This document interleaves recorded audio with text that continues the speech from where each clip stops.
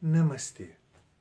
Há uma frase no Upanishad que diz que o caminho da espiritualidade é como você andar por cima de um fio de uma navalha, que o caminho é tão estreito, é tão curto, que é muito fácil você cair para um lado, você cair para o outro, você se extraviar antes de chegar na realização da espiritualidade. A partir dessa frase foi feita uma história de um mestre que, quando descobre que estava prestes a morrer, ele chama o discípulo principal dele e fala: querido, eu preciso de um serviço seu. Eu estou prestes a deixar o meu corpo e o trabalho que a gente vem fazendo nesse ashrama é muito importante.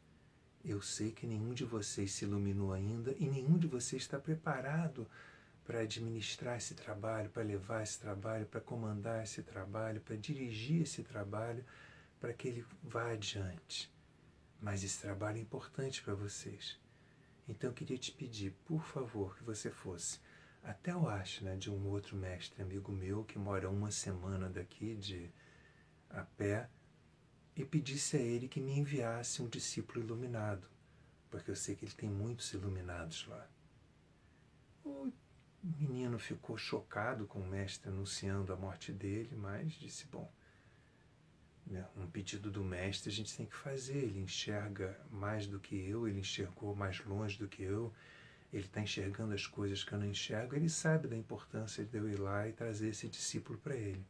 No dia seguinte ele arrumou as coisas dele, saiu caminhando, e passou uma semana caminhando, até chegar numa noite, no final de dia, já no escurecendo no ashrama do mestre amigo, e pediu para ser recebido pelo mestre. Frente ao mestre, ele contou a história. O mestre amigo disse, claro, meu filho, não tem problema, eu mando o que o seu mestre está querendo, o que o seu guru está querendo, mas você chegou cansado, você está andando há uma semana, me faz um favor, vai lá no refeitório, os monges estão todos ceando agora, janta com eles, come tudo que você quiser, porque você está uma semana vivendo só Deus sabe como, e amanhã de manhã, depois dorme muito bem, descansa à vontade, amanhã na hora que você acordar, a hora que for, você toma o seu café da manhã, vai ali naquele pátio que aquilo que teu mestre te pediu vai estar lá te esperando. No dia seguinte ele acordou, um dia de sol lindo, inspirado, tomou o café da manhã, se sentiu revigorado de ter estado em contato ali com aquela atmosfera do mestre. Foi andando para o pátio, quando ele chegou lá, tinha uns 100 monges de laranja de pé, todos ali um conversando com o outro, enfim, como se estivessem esperando alguma coisa.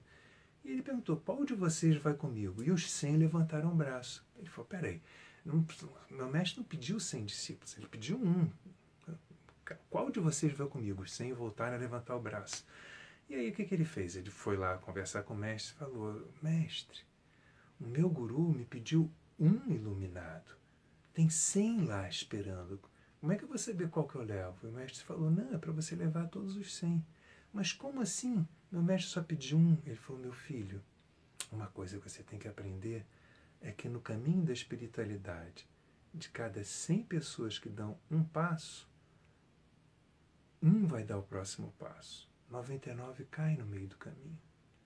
No próximo passo, de cada 100 pessoas que deram aquele passo anterior, apenas um vai dar mais um passo. E assim por aí. Então, seu mestre pediu para esses meninos que são discípulos iluminados darem um passo dentro da espiritualidade, que é virarem mestres. Dos 100, só um vai chegar lá. Então, você faz o favor, você leva os 100 e descobre qual deles que vai chegar lá. E aí, ele achou que o mestre era muito, como é que se diz, muito descrente demais na humanidade, né? Ele não confiava nos discípulos dele, mas o mestre quem falou, quem sou eu com os meus olhos tão mais limitados para questionar? Saiu ele dali do mosteiro com os 100 discípulos, e aí 2 vales depois eles passam por uma caravana de um rei que estava indo levar a sua filha para casar. E o rei olha aqueles 100 monges de laranja e fala assim, que maravilha, porque o monge quer casar a minha filha, quer fazer cerimônia de casamento dela, teve uma dor de barriga, não vai poder vir, não sei o quê, o príncipe veio de um outro reinado a não sei quantos vales daqui só para isso, ia ser uma vergonha, eu ia pagar um mico tremendo. Então foi o seguinte, vem uns 100, eu vou fazer um casamento então com 100 monges, com 100 mestres, com 100...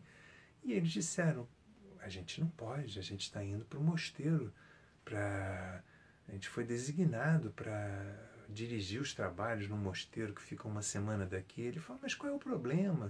Vocês vão viver o resto da vida lá trancados naquele mosteiro. Venham comigo, o casamento é daqui a 2 dias, aí vocês se banqueteiam, vocês se despedem da vida mundana de vez, curtem por uma última, tem uma despedida de solteiro, se a gente pode chamar assim, né? Vocês têm um último grande banquete, comem todos os fazões que quiserem e depois vocês vão levar a vida monástica de vocês para o resto da vida. Ali, 4 se desviaram para fazer o casamento. Eles pensaram, o que custa, né? 2 dias, depois a gente vai.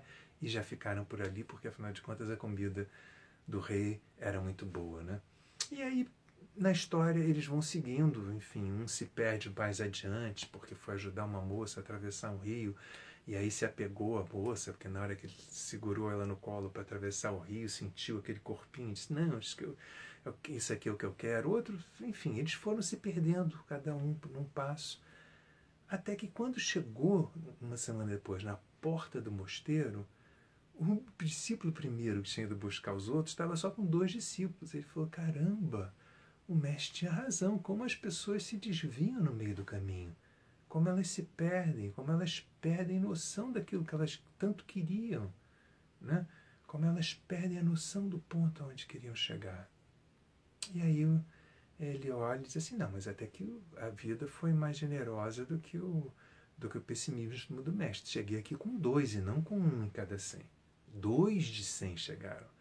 Nisso tinha um mendigo na porta do mosteiro que levanta a mão e fala assim, pô, dá uma grana aí, eu tô com fome. E aí eles colocam a mão do lado da cintura e falam assim, a gente não tem bolso para guardar dinheiro, como é que a gente vai ter dinheiro? Ah, não me interessa, eu tô com fome, dá uma grana aqui. Não, meu filho, a gente não... Eu sei que você tem dor na barriga, mas a gente trabalha com dor espiritual, outro tipo de dor. A gente trabalha para esvaziar as pessoas da dor mental, da dor emocional, da dor espiritual. E o mendigo falou, que dor espiritual é o caraca, meu? Dá uma grana, eu estou com dor na barriga. Nisso, um deles parou para ficar pregando para ele, explicando a realidade do Buda, a verdadeira dor, que era superior à dor física, e o último entrou. A moral da história é que o último dos desvios que a gente tem no caminho espiritual, depois do que a gente falou do orgulho, né? Enfim, o último dos desvios que a gente tem é o pregador. É o cara que acha que quer ensinar aquilo que ele já escutou o mestre falar, mas que ele ainda nem realizou e vivenciou dentro dele. E isso não é estar vazio. Estar vazio é quando você se esvazia de todas as pretensões, de tudo, né? Tem um livro tradicional sufi, que é o livro, quiçá, mais importante sufi, que se chama O Livro dos Livros. Esse livro é dado de mestre para discípulo, e às vezes o garoto ganha um livro que foi de um mestre há 500 ou 800 anos atrás, que foi vindo de mestre para discípulo, de mestre para discípulo, de mestre, até chegar nele. E quando ele abre o livro, depois do mestre explicar que aquele vai ser o livro mais importante da vida dele, depois dele explicar que ali estava a saída dele para todas as limitações dele, depois dele explicar que aquele livro ia colocar ele com a essência da criação, com a essência da natureza, com a essência que está por trás de toda a natureza, com a essência de onde vem toda a natureza, ou seja, com a realidade mística do mundo, depois dele avisar que aquele livro ia revelar o mistério dos mistérios para ele, por isso se chamava o Livro dos Livros. O menino pega o livro, vai para um canto, abre e a primeira página está totalmente em branco. Ele vira a segunda página e está totalmente em branco. E todas as páginas do livro são em branco. Mas o mestre manda ele pegar aquele livro, abrir na primeira página e olhar até ele perceber que não tem mais que olhar. Aí no dia seguinte ele vira a segunda página e olha para ela. E o garoto se abisma com o fato de que depois que ele está com o livro aberto há meia hora, 1 hora, 2 horas, ele começa a projetar coisas dele dentro do livro, porque a mente é inquieta.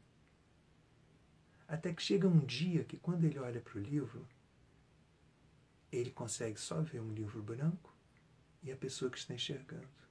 Nesse dia ele está vazio, tão vazio quanto o livro. E no momento em que ele consegue estar totalmente vazio, que você consegue estar totalmente vazio, a verdade pode te ser revelada. Ou pelo menos você ficou grávido da verdade.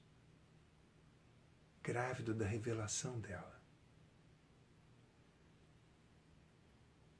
Talvez leve um tempo até que os seus olhos possam se adequar como os olhos que estavam andando numa rua cheia de luz, quando entram dentro de casa, leva um tempo para se adequar à luz escura. Talvez você precise desse tempo, mas você já está grávido da revelação. E se você sustenta esse vazio, a revelação acontece aos poucos ou de repente. E nesse de repente, você começa a ver o lugar de onde todas as coisas são criadas. O lugar que você conhecia quando você era muito pequeno.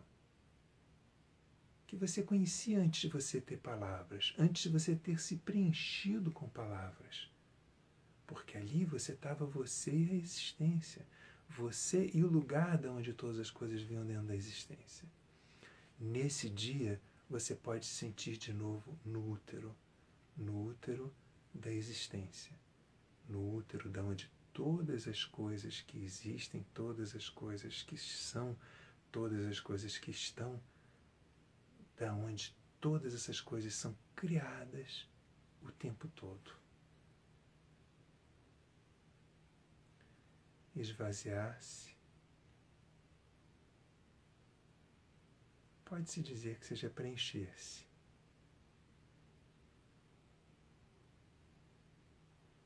Porque é estar, na verdade, sem vazio, no sentido ocidental, no sentido do Camus, no sentido do Caio Fernando Abreu, no sentido do Sartre, no sentido da Clarice Lispector.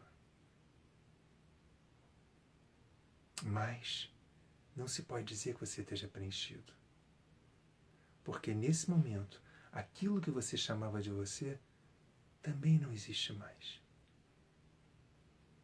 Então daí ser inócuo a ideia de você ter uma ambição de ter iluminação. Uma ambição de quê? Uma ambição de preencher os desejos frustrados daquele que você era quando você não tinha.